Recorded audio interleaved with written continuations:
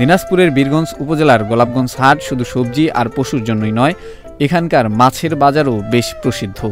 নদী, খালবিল আর পুকুরের তাজা মাছের পোষ্টা নিয়ে এখানে ভিড় করেন বিক্রেতারা। কিন্তু কেমন চলছে এই মাছের হাটে বেচাকেনা?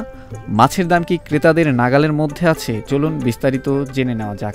এটা আপনার ওই যে 4800, এটা 6000, এটা 6000, এটা 10000, এটাও 10000, এখানে আরও যাবে। বেচা কিনা ওটা মাছের বাজার এখনো শুরু হয় না, বেচা কিনা হবে না। কেতার যার দরকার উনি আসবে, যার মাছের প্রয়োজন আছে ওনাকে আসতেই হবে।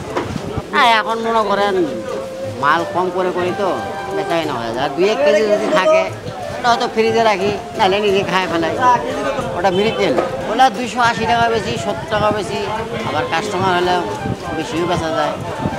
দিনাজপুরের বীরগঞ্জ উপজেলার অন্যতম গুরুত্বপূর্ণ বাণিজ্যিক কেন্দ্র গোলাপগঞ্জ হাট। সপ্তাহের নির্দিষ্ট দিনে এই হাট বসলে এর এক বড় অংশ জুড়ে বসে মাছের বাজার।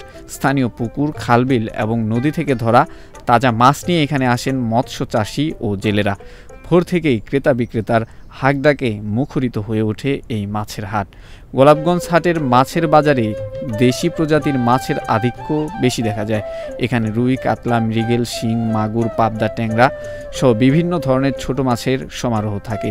এছাড়া কিছু চাষ করা পাঙ্গাস ও তেলাপিয়া মাছও পাওয়া যায়।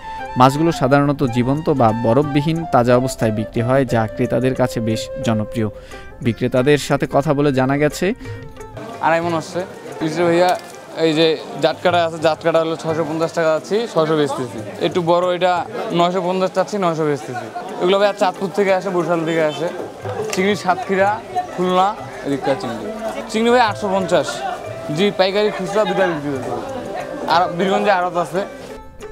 বর্তমানে মাছের দাম কিছুটা স্থিতিশীল রয়েছে, তবে প্রজাতির ভিন্নতা এবং আকারের উপর নির্ভর করে দামের তারতম্য হয়। যেমন রুই ও কাতলা মাছ প্রতি কেজিতে ভিন্ন ভিন্ন দরে বিক্রি হচ্ছে।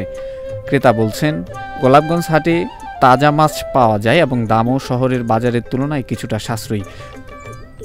তবে কিছু কিছু মাছের দাম এখনও সাধারণের ক্রয় ক্ষমতার বাইরে বলে তারা মনে করেন।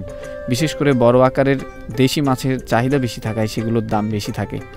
মৎস্য চাষিরা জানান, বর্ষাকালে খালবিল ও নদী থেকে মাছ ধরা সহজ হলেও অনেক সময় অতিরিক্ত বৃষ্টির কারণে মাছের সরবরাহ ব্যাহত হয়।